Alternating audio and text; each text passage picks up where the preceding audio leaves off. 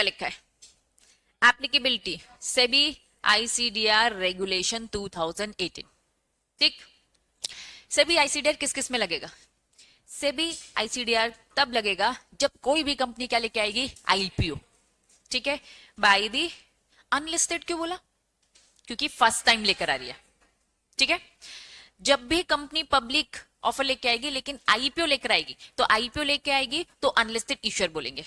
ठीक है, चलिए second point, company right issue लेके आ रही है तब भी आपको फॉलो करना पड़ेगा। मतलब जो चैप्टर आप पढ़ने वाले हो ना बच्चा, बीइंग अ सीएस, आपकी कंपनी जिस कंपनी को आप ज्वाइन करोगे वो कंपनी अगर आईपीओ लेकर आ रही है, फर्स्ट टाइम लेके आ रही है, तो आपको ये जो पूरा चैप्टर बोल रहा है वो डायरेक्टर से बोल बोलकर करवाना है। समझ में आ रही है?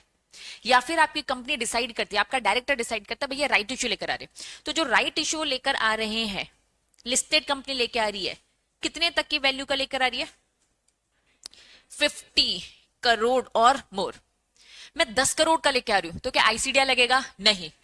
मैं 30 करोड़ का लेके आ रही हूं, लगेगा? नहीं। 50 करोड़ का जब आएगा तब जाकर लगेगा। क्या ये बात समझ में आ रही है? तो एग्जाम में घुमा फिरा कर क्वेश्चन आता है कि आईसीडीआर लगेगा कि नहीं लगेगा। आपसे पूछा जाएगा हम 10 करोड़ का, 5 करोड़ का, 15 करोड़ का लेकर आ रहे हैं, तो आपका आंसर होगा नो। 50 करोड़ या उससे ज्यादा का होगा तो आईसीडीआर लगता है, अदरवाइज नहीं लगता। क्लियर? चलो नेक्स्ट, एफपीओ लेके आ रहे। एफपीओ में क्या लिखा है? यहाँ अनलिस्टेड था और यहाँ लिस्टेड। डिफरेंस समझ में आ रहा है? चलो next, qualified institutional placement. Qualified institutional placement याद आ रहा है? हम प्रेफरेंस दे रहे हैं क्यूआईबी को, बड़े प्लेयर्स। ठीक है, बाय दी लिस्टेड इश्यूअर, मतलब मेरी कंपनी लिस्टेड है, अब हम क्वालिफाइड इंस्टीट्यूशनल बायर को प्राइवेटली प्लेस कर रहे हैं, तो यस आईसीडीआर फॉलो करना है। प्रेफरेंशियल इश्यू लेकर आ रहे हैं। प्रेफरेंशियल इश्यू हम प्राइवेट प्लेसमेंट के ही दो टाइप, पहला प्रेफरेंशियल इश्यू और दूसरा क्वालिफाइड इंस्टीट्यूशनल बायर। ठीक है, बाय द लिस्टेड इश्यूअर। चलो क्या लिखा है ये? इनिशियल पब्लिक ऑफर, लेकिन कौन?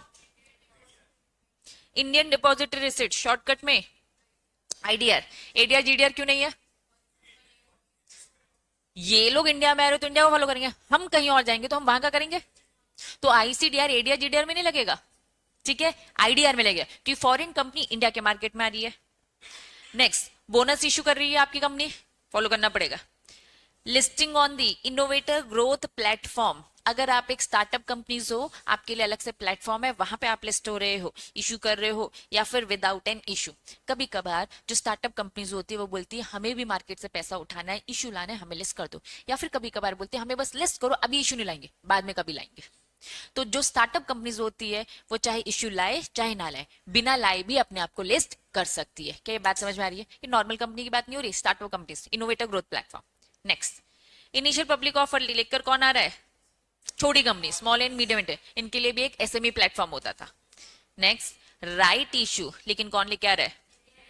इंडियन डिपॉजिट रिसिप्ट, वो लोग एग्जिस्टिंग शोल्डर को अगर दे रहे। टोटल कितने पॉइंट्स हैं? 10। पूरे जो ये 10 पॉइंट्स है, ये 10 के 10 पॉइंट्स आपको बताते कि सेबी आईसीडीआर रूल्स रेगुलेशन आपको फॉलो करना पड़ेगा अगर इस टाइप के इश्यू लेकर आ रहे हो तो। क्लियर? डन? इंपॉर्टेंट। चलिए, initial public offer, further public offer, finally इसकी प्रोसेस स्टार्ट करें। अब मान के चलो आईटेक्स कंपनी आईपीओ लेकर आ रहा है, आईटेक्स कंपनी अनलिस्टेड है, आईपीओ लेकर आ रहा है। रेगुलेशंस, आईसीडीआर के रेगुलेशन फॉलो करने पड़ेंगे। Issuer shall comply the following condition before making IPO. IPO लाने से पहले कुछ इंपॉर्टेंट बातें। आप कंपनी के सीएस हो, आपको डिसाइड करना है, कि आईटेक्स कंपनी इश्यू ला सकता है कि नहीं। तो अगर डायरेक्टर आपको बोलेगा तो आपको ये सारी चीजें चेक करनी है। चलिए, entity is not eligible to make IPO, regulation number 5 याद रखना पड़ेगा। Regulation number 5, sub regulation 1 and sub regulation 2 समझेंगे। इफ द इश्यूअर, इश्यूअर कौन? आईटेक्स, इश्यूअर या फिर इश्यूअर का प्रमोटर, रॉकी सर, मैं अभिषेक सर, या फिर प्रमोटर ग्रुप, ठीक है। Selling share holder, selling share holder, IPO में फ्रेश इश्यू भी होता है और offer for cell. Offer for cell मतलब क्या? Second hand shares. ये सेकेंड हैंड शेयर्स में हमने बोलते भैया ये रॉकी सर है, रॉकी सर अपने शेयर्स बेचना चाहते हैं भाई। सेलिंग शेयर होल्डर, वो शेयर होल्डर जो अपने कुछ शेयर्स को बेचना चाहता है, ठीक है, मतलब एग्जिस्टिंग शेयर होल्डर बोल सकती हूं मैं। आर क्या लिखा है? Debarred from accessing the capital market by the SEBI. वो कंपनी इश्यू लेकर नहीं आएंगी इफ द इश्यूअर या तो कंपनी को डिबार करके रखा है सेबी ने। अगर कंपनी को डिबार करके रखा है तो भैया कैसे इशू लेकर आ सकते हो? कंपनी के प्रमोटर को डिबार करके रखा है तो कैसे इशू लेकर आ सकते हो? या फिर कंपनी के प्रमोटर ग्रुप को डिबार करके रखा है, या फिर कंपनी के सेलिंग शेयर होल्डर को डिबार करके रखा है। तो कुल मिलाकर ऐसी कोई कंपनी, डिबार मतलब क्या होता है? रोका, सेबी ने रोक के रखा है। क्यों? कुछ गलत काम किया होगा हमने, कुछ कंप्लायंसेस नहीं किए होंगे, कुछ फ्रॉड किए होंगे, जिस कारण से सेबी ने मना करके रखा। सेबी ने अगर ईश्वर को बोला है, प्रमोटर को बोला है, प्रमोटर ग्रुप को बोला है, या फिर सेलिंग शेयर होल्डर को बोला है, सेबी ने अगर इन सबको डिबार करके रखा है, तो बच्चों अगर आईटेक्स को बोला है तो हम आईपीओ नहीं ला सकते। आईटेक्स को नहीं बोला, आईटेक्स के प्रमोटर को बोला, मुझे बोल के रखा है, रॉकी सर को, अभिषेक सर को बोल रखा है, तो बच्चों आईटेक्स तब भी एलिजिबल नहीं है। तो बीइंग अ सीएस आपको चेक करना है कि जो कंपनी इशू लेकर आ रही है उसे सेबी ने मना तो नहीं किया, या फिर सेबी ने कंपनी को मना नहीं किया, उसके किसी प्रमोटर को मना किया है। तो यस, आप साफ साफ डायरेक्टर को क्या बोलोगे? हम आईपीओ नहीं ला सकते, अभी तक तो नहीं ला सकते, अभी और डिटेल में जाएंगे। तो आपको ये एलिजिबिलिटी चेक करनी है। तो रेगुलेशन नंबर 5 क्या बताता है? कौन कौन एंटिटीज नॉट एलिजिबल है। डन। चलो दूसरा, इफ द प्रमोटर और डायरेक्टर, क्या बोला? प्रमोटर और director of the issuer, issuer के जो प्रमोटर डायरेक्टर है, प्रमोटर और डायरेक्टर भी है अनदर कंपनी। अब थोड़ा समझो, ये हमारी आईटेक्स कंपनी है, ठीक है, और ये एक XYZ कंपनी है। मैं यहां भी प्रमोटर हूं, यहां भी प्रमोटर हूं, रॉकी सर यहां भी डायरेक्टर है, रॉकी सर यहां भी डायरेक्टर है। मतलब कुल मिलाकर ये दो अलग अलग लोग नहीं है। प्रमोटर, एक डायरेक्टर एक से ज्यादा कंपनी में डायरेक्टरशिप रख सकता है? हाँ बिल्कुल रख सकता है भाई, कोई दिक्कत नहीं है। तो भाई आईटेक्स में तुम डायरेक्टर थे, तुम डायरेक्टर को क्या कर रखा है? डिबार्ड कर दिया। अब आईटेक्स नहीं ला रही है, इशू कौन लेकर आ रहा है? आईपीओ कौन लेकर आ रहा है? XYZ। बोला XYZ भी नहीं ला सकता। इन्होंने कहा भैया तुमको बैन किया हमने। किसको बैन किया है? तुमको बैन किया है। तो तुमको बैन किया तो तुम चाहे आईटेक्स में हो चाहे XYZ, दोनों नहीं ला सकती। पहला वाला पॉइंट बोला था आईटेक्स तुम नहीं ला सकती, अब XYZ में भी तुम हो तो भैया तुम जिस जिसमें रहोगे वो सब लोग नहीं लेकर आ सकती। क्या ये बातें समझ में आ रही है? तो इन्होंने कंप्लीट नहीं लिखा। If any of the promoter director of the issuer, ठीक है, प्रमोटर और director of the any other company, और उस एनी अदर कंपनी में आपको डिवाइड करके रखा है, लिखा हुआ है, सॉरी अपडेटेड वर्जन में लिख दिया, वापस आ रही उसमें। चलो, if any of the promoter या director of the issuer is a promoter और director of the any other company which is debarred from accessing the capital market, तो भैया वो भी एलिजिबल नहीं है। मेरी कंपनी भी नहीं, और मेरी कंपनी के डायरेक्टर प्रमोटर जिन जिन कंपनी में घूम रहे हैं बने, वो सब आईपीओ नहीं ला सकते। क्लैरिटी है? 2 पॉइंट्स क्लिक हो रहे हैं।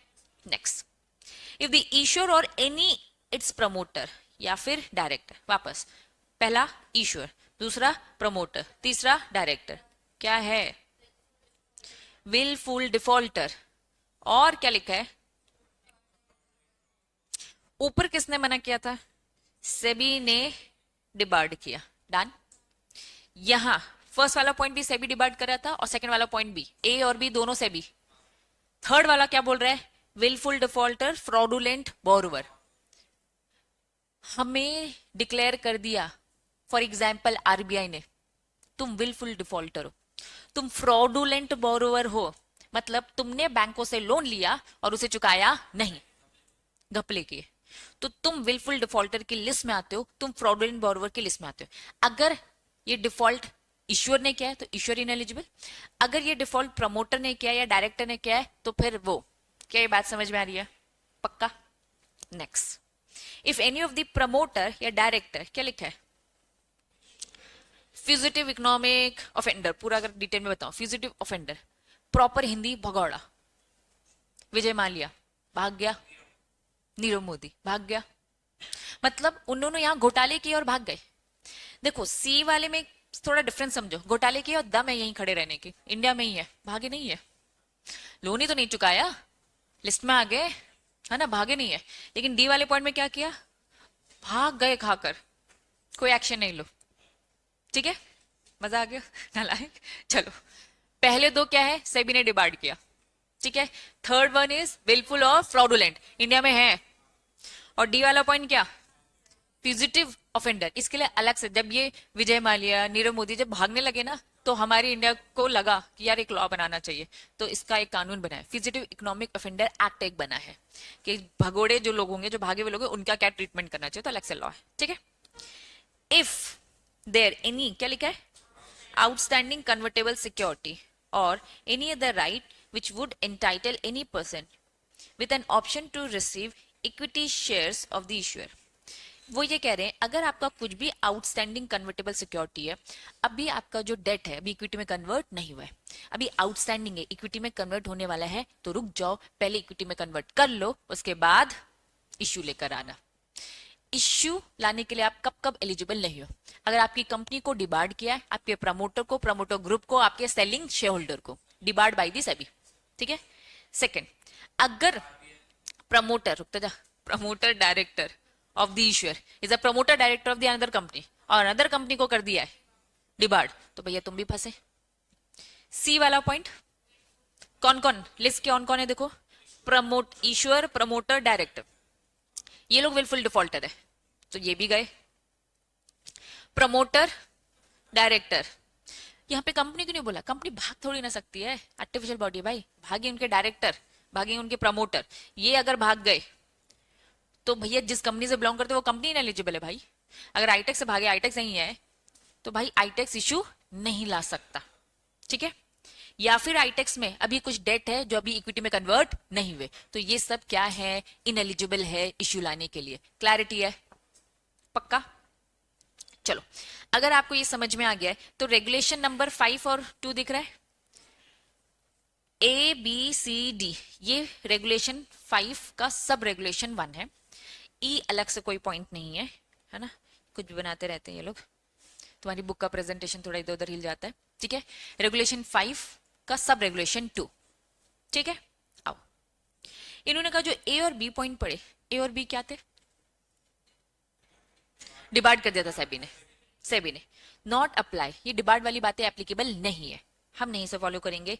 अगर डिबार्ड पास्ट में था, प्रेजेंट में नहीं है, सेबी ने हमें पहले रोक के रखा था, आज वो चीजों से हम बाहर निकल चुके हैं, मतलब वो पनिशमेंट पहले थी, अब आज हम ठीक हो चुके हैं। The period of the debarment is already over, इन्होंने कहा था 1 साल के लिए डिबार्ड है, 6 महीने के लिए डिबार्ड है, ये टाइम काट चुके हैं, आज की डेट में हम एलिजिबल हो चुके हैं। बस हम कब देखेंगे, on the date of filing the, याद आ रहा है, draft of a document with the SEBI, SEBI के पास जब हमने ड्राफ्ट दिया उससे पहले पहले तक हमारा डिबार्ड पीरियड खत्म हो चुका था, तो तुम एलिजिबल हो। तुम कहोगे नहीं दीदी आज मैं डिबार्ड हूं, 4 दिन बाद खत्म होने वाला है, नहीं, पहले ठीक हो जाए उसके बाद ही एप्लीकेशन देना draft of a document. Clarity, done done done done. चलो फटाफट, हमने पढ़ा रेगुलेशन 5(1), 5(2), ये हमें बताता है कि कौन कौन सी कंपनी एलिजिबल नहीं है। भैया तुमको सेबी मना कर रही है, तुम विलफुल डिफॉल्टर सब में आते हो, तो कुल मिला के क्या मैं इसे शॉर्टकट में बोल सकती हूँ, इनएलिजिबिलिटी डिबार्ड वाला, विलफुल डिफॉल्टर वाला, फिजिटिव इकोनॉमिक ऑफेंडर वाला और आउटस्टैंडिंग, ठीक है। फिर इन्हीं की डिटेल हमने पढ़ी, बस डिबार्ड वाले में 2 बातें थी, 1 2 3 4 5। क्लैरिटी, पक्का, ये बस हेडिंग्स है। चलिए, अब रेगुलेशन 5(1) और 5(2) जो आपने पढ़ा वो भी एप्लीकेबल नहीं है। अभी एक नोट हमने पढ़ा, नोट भी बोला कि ए और बी एप्लीकेबल नहीं होगा अगर डिपार्टमेंट खत्म हो चुका है। अब हम यहाँ पे नेक्स्ट क्या पढ़ रहे हैं कि जो 5(1) और 2 में जो कुछ भी पढ़ा वो कुछ भी एप्लीकेबल नहीं होगा, नॉन एप्लीकेबल, अगर आउटस्टैंडिंग, अभी आउटस्टैंडिंग को पकड़ा इन्होंने, ऑप्शन ग्रांटेड टू एम्प्लॉय, समझना थोड़ा सा। रक्षिता दी मन लगा के काम करती है, ओमकार भैया मन लगा के काम करते हैं, हम उनसे बहुत खुश हैं, हम चाहते कि उन्हें ओनर बना दे, क्यों ना हम इक्विटी उन्हें दे दे, इक्विटी हमारे पास है तो हम उन्हें कुछ 5-10% की इक्विटी दे देते, ओनर बन जाएंगे और मन लगा के काम करेंगे। अभी 7-8 बजे तक जाते हैं घर, ठीक है, इक्विटी दे देंगे तो 11-12 बजे तक बैठे रहेंगे, मन लगा के काम करेंगे, ये सोच के यार अपनी कंपनी है, इसको फायदा होगा तो हमें फायदा होगा, मन लगा के। ये सब कंपनी की स्ट्रैटेजीज होती है अपने एम्प्लॉय को रिटेन करने की, तो हम मोटिवेट करना, रिटेन करना, ऑल दीज आर स्ट्रैटेजीज, ठीक है। तो यहाँ पे इन्होंने बोला कि आउटस्टैंडिंग, लेकिन इनके साथ क्या होता है, इनको हमने इसॉप दिया मतलब एम्प्लॉय स्टॉक ऑप्शन प्लान दिया, ऑप्शन प्लान बोलते हैं इसे, एम्प्लॉय स्टॉक ऑप्शन प्लान, ठीक है। पी बोलो एस बोलो एक ही बात है, पी फॉर प्लान हो गया, एस फॉर स्कीम हो गई, ठीक है। ठीक है, तो एम्प्लॉय स्टॉक ऑप्शन स्कीम या प्लान। हमने ऑप्शन दिया कि इक्विटी कब बनेगी, मैंने बोला ना ये सब चालाकियां हैं कंपनी की रोकने की। मैंने कहा 5 साल काम करोगे ना तो 10% की इक्विटी मिल जाएगी।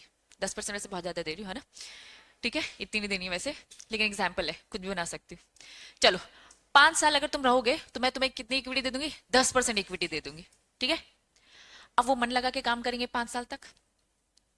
भाई 1 साल हुआ, 2 साल हुआ, बीच में मैंने सोचा आईपीओ लेकर आती हूँ यार। अब क्योंकि 5 साल बाद मैं इनको दूंगी तो क्या मैं आईपीओ नहीं लेकर आ पाऊंगी।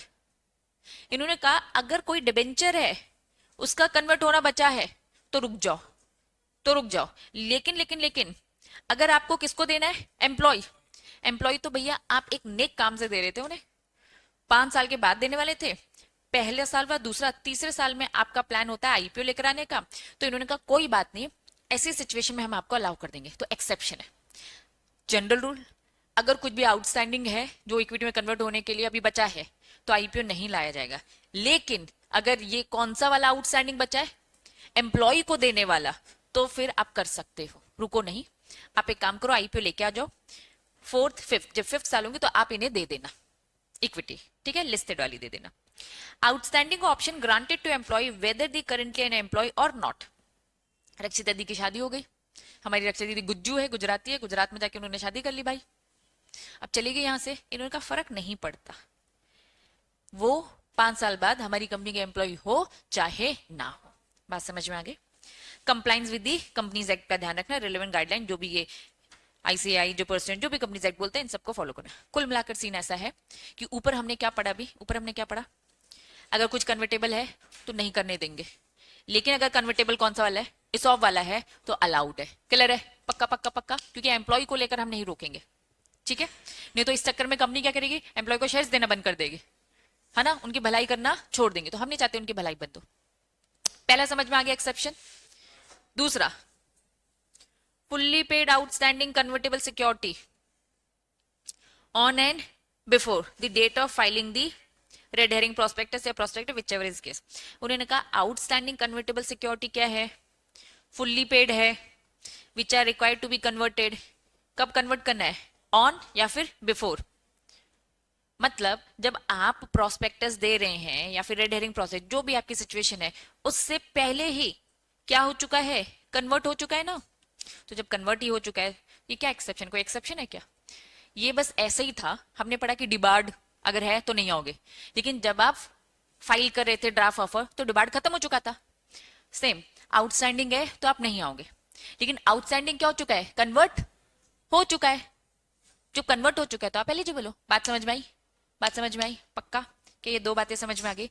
रियल एक्सेप्शन तो यही है, लेकिन बताना आपको दोनों पॉइंट है, ठीक है। एक बताओगे कि भाई जब हम आईपीओ के लिए फाइल कर रहे थे, प्रोस्पेक्टस दे रहे थे, उससे पहले ही कन्वर्ट हो चुका है, और दूसरा इसॉफ वाले केस में हम आपको अलाउ कर देंगे। क्लैरिटी है। अब जाके आपका कंप्लीट हुआ है रेगुलेशन 5.1 और रेगुलेशन 5.2 विथ एक्सेप्शन। क्लियर, पक्का, चीजें याद है, क्लियर है। अगर ये हो गया तो अब मैं जाती हूँ एलिजिबिलिटी। ऊपर हमने इनएलिजिबिलिटी पढ़ा, कौन कौन कंपनी इनएलिजिबल है, फटाफट कौन कौन कंपनी इनएलिजिबल है बताओ। सेबी ने डिबार्ड कर दिया, अब इसमें 2 पॉइंट थे। देन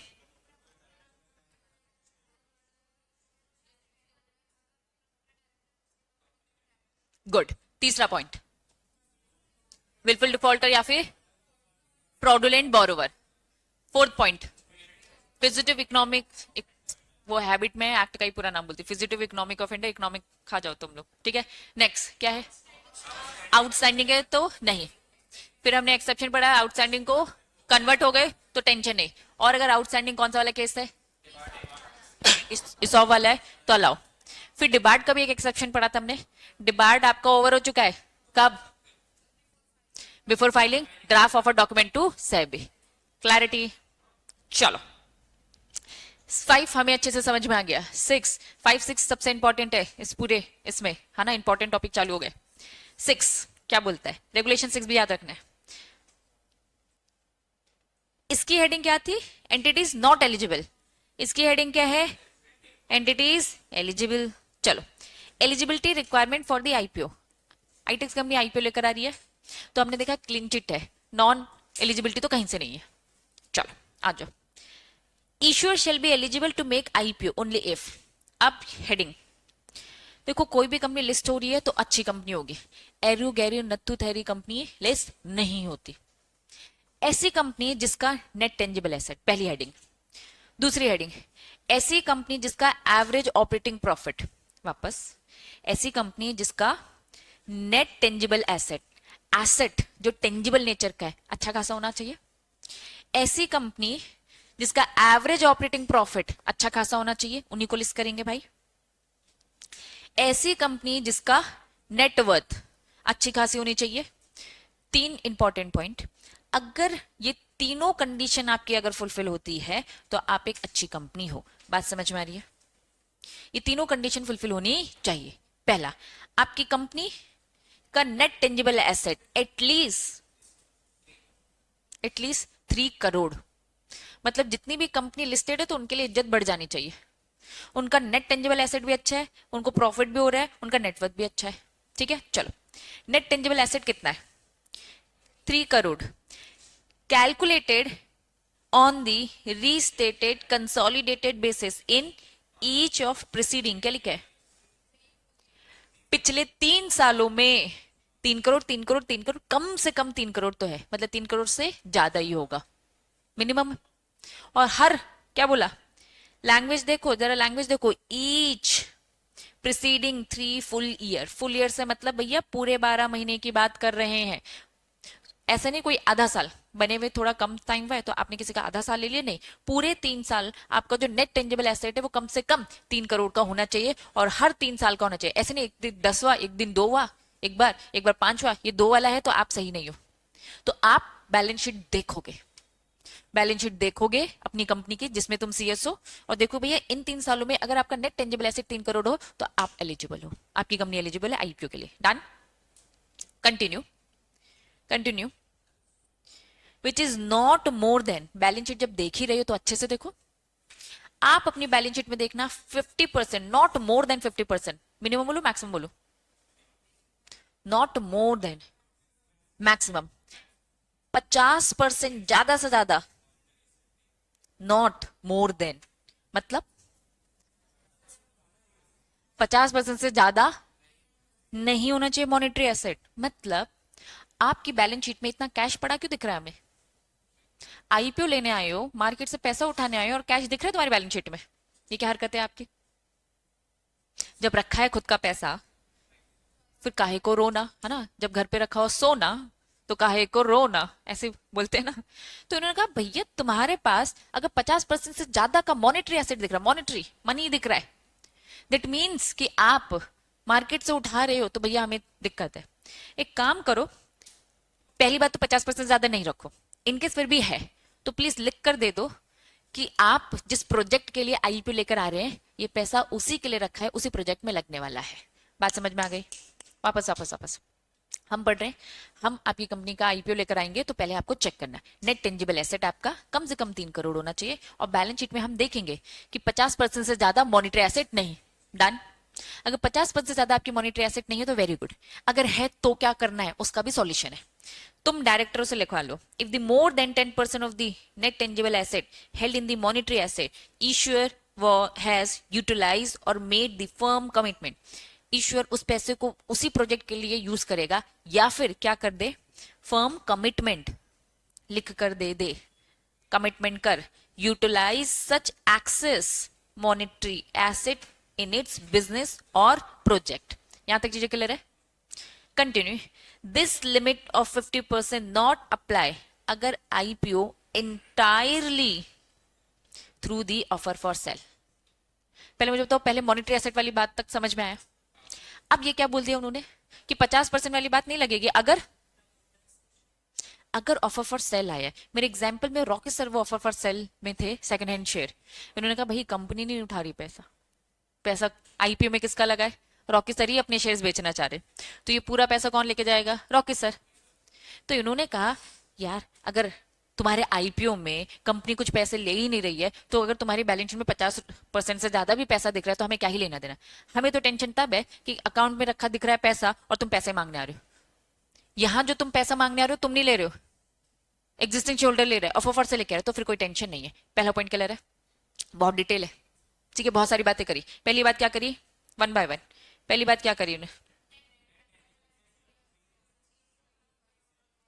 इसे लिखना भी पूरी डिटेल में। अगर इसमें एक भी चीज गया ना, इसमें भारी भरकम नंबर काटूंगी मैं। 5 में से अगर तुमने एक वर्ड भी गया तो मैं शायद 1 नंबर दे दूंगी, 2 नंबर दे दूंगी, ये इतना इंपॉर्टेंट है।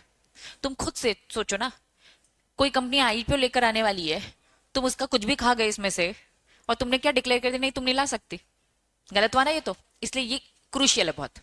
पहली बात, आपकी कंपनी का net tangible asset at least 3 crore every each preceding 3 years, ठीक है, कंप्लीट मतलब पूरे 12 महीने, एंड 50% से ज्यादा मॉनिटरी एसेट नहीं।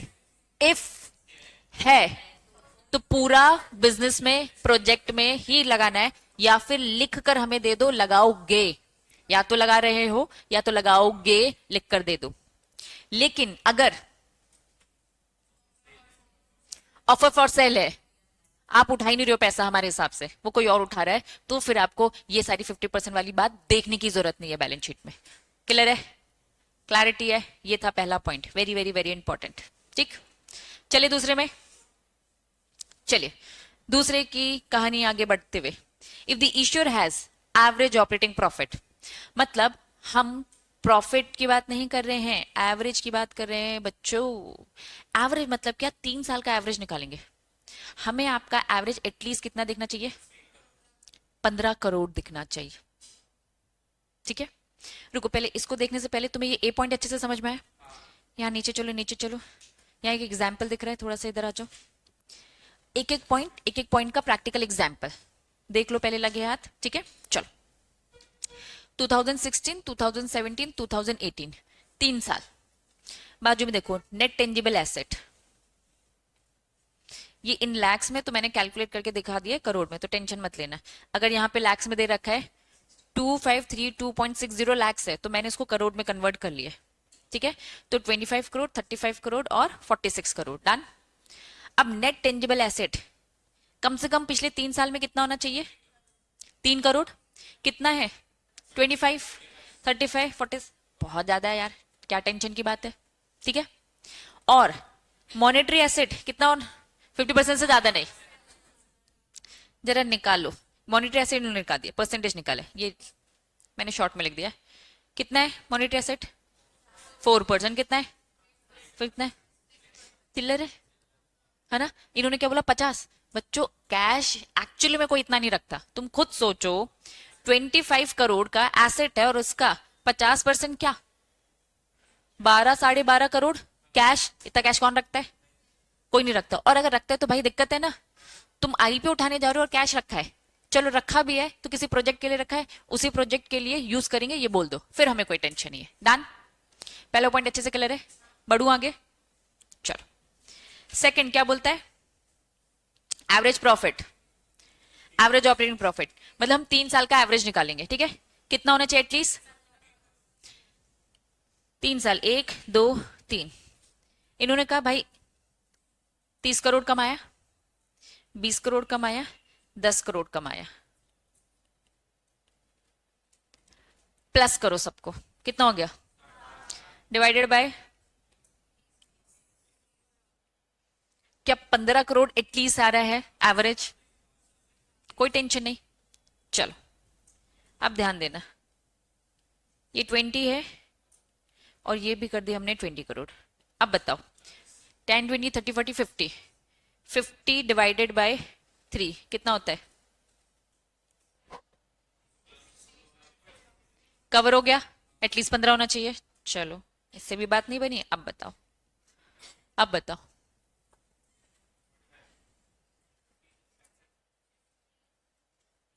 Exact correct 15। चलो 5 करोड़ कर दिया, अब क्या, अब नहीं होगा। ये क्या आपको ये कह रहे हैं 3 सालों में 15 आना चाहिए, ऐसा बोला क्या, नहीं। इन्होंने कहा भाई 1 आध साल में कम भी होता फर्क नहीं पड़ता, हम तो एवरेज देख रहे हैं, ठीक है। तो एवरेज आपका 15 crore calculated on the restated consolidated basis during the preceding जिस साल भी आप स्टैंड करोगे उसके पिछले 3 साल में आपको देखना है, दैट्स इट। ठीक। With the operating profit of each, ध्यान देना, ईच 3 years, वो ये लैंग्वेज क्या बोल रहे हैं, हर साल प्रॉफिट होना चाहिए। थोड़ा अब एग्जाम्पल चेंज। एक साल में हुआ हमें 100 करोड़ का प्रॉफिट, 50 करोड़ का प्रॉफिट और 10 करोड़ का लॉस। बताओ क्या एवरेज हुआ, डिवाइडेड बाय 3, एलिजिबल है क्या, नहीं है। तीनों साल में प्रॉफिट, ये था इस लैंग्वेज मतलब ईच ऑफ द 3 जो ईयर्स है वो ऑपरेटिंग प्रॉफिट ही होना चाहिए। मतलब तीनों साल प्रॉफिट, और प्रॉफिट का एवरेज 15 करोड़। अगर तीनों में से एक साल तुम देखोगे 15 करोड़ से तो ऊपर आ रहा है, लेकिन क्या है, एक आध साल में लॉस है, तो दिक्कत है। क्लैरिटी? अगर ये समझ में आ गया है तो आ जाओ, एग्जाम्पल भी लगे हाथ देख लेते हैं। ईयर है 16, 17, 18, ऑपरेटिंग प्रॉफिट मैंने करोड़ में लिख दिया है, 16 करोड़, 12 करोड़, 18 करोड़। करो calculate, 16 plus 12 plus 18 divided by 3 हो रहा है। तो बच्चों अब आपको ना पिछले 3 साल की बैलेंस शीट इस तरीके से देखनी पड़ेगी, बिंगा सीएस, दैट्स इट। क्यों थोड़ा बहुत अकाउंट्स पढ़ाया जाता है, ताकि थोड़े बेसिक समझ में आए। तुम देखो तुम्हें इतना अकाउंट्स नहीं पढ़ाया जाता, थोड़ा बहुत अकाउंट्स पढ़ाया जाता है, ठीक है, बस इसीलिए कि चीजें थोड़ी सी समझ में आ जाए, क्योंकि कुछ छोटी मोटी चीजें तो कैलकुलेट करनी। अब ये चीज भी क्या सीए से पूछोगे तुम लोग, या वहां बैठे अकाउंटेंट से पूछोगे, अरे बता यार ये ऑपरेटिंग प्रॉफिट का है, अरे बैलेंस शीट में सब लिखा रहता है, बस आपको रीड करते बनना चाहिए। आपको अकाउंट्स बनाने को नहीं कहा जा रहा है, रीडेबल अंडरस्टैंडेबल होना चाहिए, दैट्स इट। इतनी थोड़ी सी आपको अकाउंट्स आनी चाहिए, बिंगा सीएस, ठीक है। चलो पहले 2 पॉइंट समझ में आ गए। तीसरा पॉइंट क्या बोलता, नेटवर्थ एटलीस्ट कितना, 1 crore in each of preceding. Her case में देखो 3 साल 3 साल 3 साल, मतलब तुम कल की बनी कंपनी और आज आ जाओगी लिस्ट होने, तुम्हारे 3 साल का रिकॉर्ड और 3 साल का रिकॉर्ड अच्छा, 3 साल कम से कम आपके एक करोड़ के नेटवर्थ होने चाहिए, calculated on the basis of restated consolidated. आओ एग्जाम्पल, ये आपकी नेटवर्थ कैसे कैलकुलेट होती है पूरी बता दी। इक्विटी शेयर कैपिटल दे रखा है, share application money, reserve surplus, total, इसमें से आपने खर्चे वर्चे लेस कर दिए, टैक्स वगैरह लेस कर दिए, नेटवर्थ आ गई। नेटवर्थ कितनी आई, 25, 35, 47।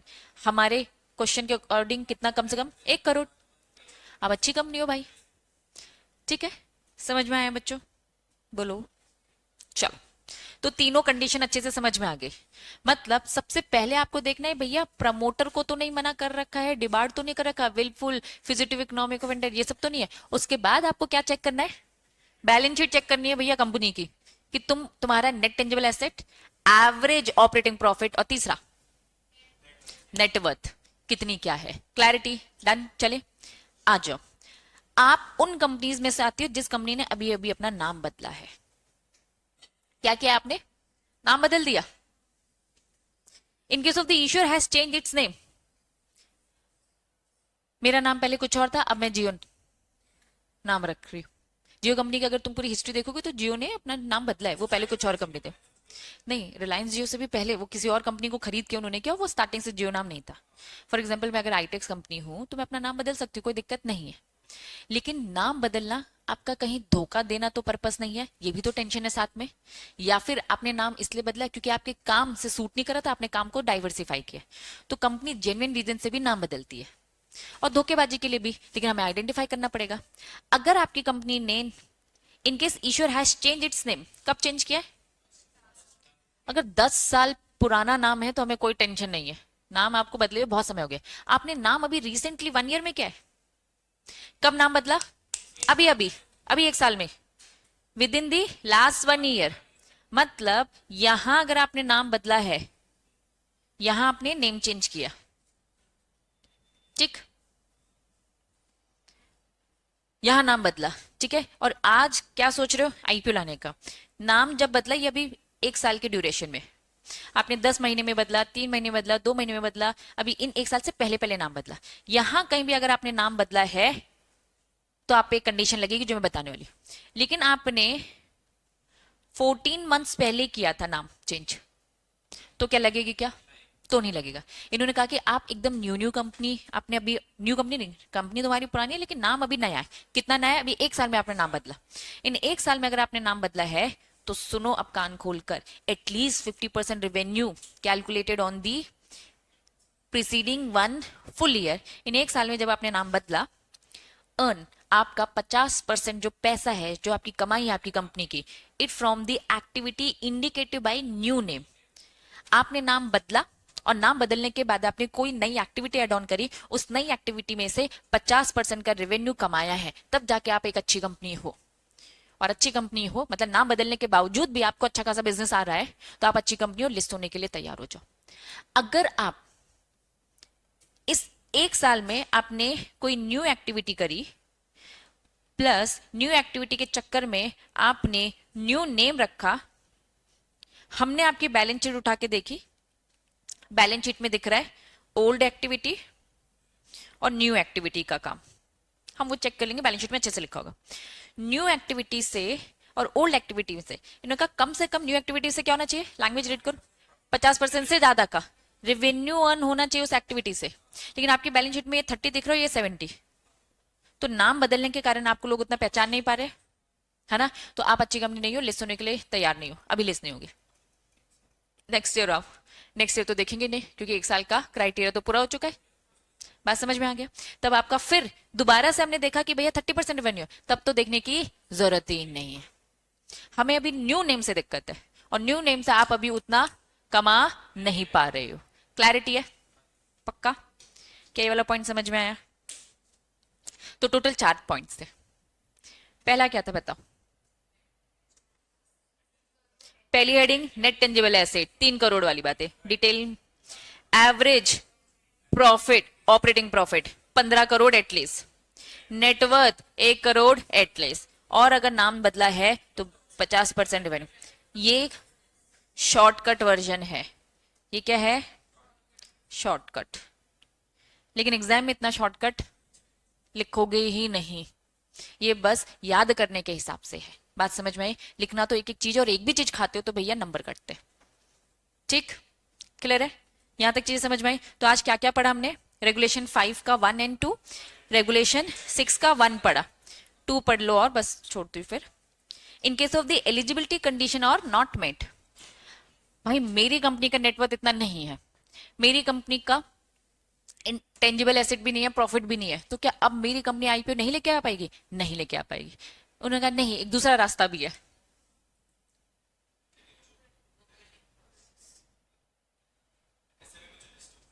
हाँ, वो छोटी कंपनी, उनके लिए लिमिट अलग हो जाएगी। हाँ हाँ हाँ हाँ, ठीक है, एसएमई की लिमिट ही फिर अलग हो जाएगी, वो भी पढ़ेंगे, यहीं पढ़ेंगे, ठीक है। अब हम क्या कह रहे हैं, हमारी कंपनी का तो प्रॉफिट इतना है ही नहीं भाई, एक आध बार लॉस हो गया था, अब क्या हम लिस्ट नहीं हो पाएंगे? उन्होंने कहा रुको रुको, दूसरे रास्ते भी है, आओ दूसरा रास्ता। If issuer not satisfied the above mention condition, बेचारा ईश्वर ऊपर की कंडीशन नहीं फुलफिल कर पा रहा, तो इन्होंने कहा कि एक काम करो, तुम किस रास्ते से आना, बुक बिल्डिंग प्रोसेस। कुछ याद आ रहा है? Red herring prospectus. Red herring prospectus वो प्रोस्पेक्टस होता है जब आप प्राइस को लेकर, ठीक है, तो उन्होंने कहा कि आप बुक बिल्डिंग प्रोसेस से आओगे, shall be eligible to make the initial public offer only if the issuer is made through book building process and the issuer undertake. तुम एक घटिया कंपनी हो, पहले इस बात को एक्सेप्ट कर लो, क्योंकि ऊपर की 3 कंडीशन फुलफिल नहीं हुई, और इस घटिया कंपनी के जो शेयर्स हैं एटलीस्ट कितने, मिनिमम बोलूं 75% किसको दोगे? अगर तुम अच्छी कंपनी होते, ये सब अच्छा अच्छा होता, तो हम नॉर्मल जनता को तुम्हारे शेयर्स खरीदने दे देते। लेकिन क्योंकि तुम इन क्राइटेरियाज को फुलफिल नहीं कर रहे हो, तो तुम नॉर्मल जनता के पास नहीं जाकर कहां जाओगे? क्यूआईवी को अट्रैक्ट करो। ये हैं थोड़े बड़े प्लेयर्स, इनको थोड़ा दूर का ज्यादा दिखता है कि भैया आज लॉस है कल को ठीक हो जाएगा। इन ये अगर आप पे भरोसा कर लेते हो तो आप लिस्ट हो जाओगे। मतलब अगर आपके शेयर्स खरीदेंगे तो जनता नहीं खरीदेगी, कौन खरीदेगा? क्यूआईबी। 75% कम से कम क्यूआईबी खरीदेगा, और अगर नहीं हो पाता है, क्यूआईबी खरीदने आए 60% ही खरीद पाए, नहीं हो पाए ना, पूरा रिफंड करके वापस कर दो, तुम अब नहीं हो सकते। मतलब रास्ता है, लेकिन रास्ता थोड़ा कठिन है। कठिन क्या, अब जनता नहीं आएगी, क्यूआई भी आएगी, ठीक है, बड़े प्लेयर्स आएंगे, लेकिन 75% अगर वो कर लेते हैं तो ही आप लिस्ट होगे, अदरवाइज लिस्ट नहीं होने वाले। पूरा रिफंड करो, नक्की करो, नहीं हो सकते, फिर दोबारा कभी फ्यूचर में ट्राई करना। क्लैरिटी है? तो ये था रेगुलेशन 6 का सब रेगुलेशन 2। ठीक, तो हमने 5 पढ़ा, 1 एंड 2, 6 पढ़ा, 1 एंड 2। 5 का 1 और 2 में डिफरेंस समझ में आया? लास्ट वाला आउटस्टैंडिंग वाला पॉइंट 2 में। 6 के 1 में इन्होंने क्या बताया, 4 तरीके बताए। पहला net tangible asset, average operating profit और net profit, sorry net worth. फिर उसके बाद नेम अगर चेंज होगा तो, और हर कोई नेम चेंज नहीं करता, कुछ ही लोग हैं जो नेम चेंज करेंगे, उसमें देखेंगे, जिसका नेम चेंज नहीं है तो फिर नहीं देखने का। उनका 50% कम से कम उनकी न्यू नेम न्यू एक्टिविटी से आना चाहिए। और सबसेक्शन 2 इसका क्या बोलता है, इन तीनों अबव कंडीशन को सेटिस्फाइड नहीं करते तो रास्ता थोड़ा टेढ़ा है। क्यूआई भी अगर अट्रैक्ट होते तुम्हारे इसमें मिनिमम 70% तो ही लिस्ट होगी, अदरवाइज लिस्ट होने वाले नहीं हो। अब हमने जो कुछ भी पढ़ा सेम अच्छे प्रेजेंटेशन में बस इन्होंने देखा है। पहला net tangible average profit, net worth. Option two क्या बोला, 75% क्यूआईबी को देने का। QIB is not a part of the subscribe, the issue will be fail overall, तो सब देना पड़ जाएगा। सेम वही बात है, ये एग्जाम्पल पढ़ चुके, ये भी समझ में आ गया, ये भी समझ में आ गया। नेक्स्ट क्लास से रेगुलेशन नंबर 7 करेंगे। आज की सभा समाप्त। समझ में आया?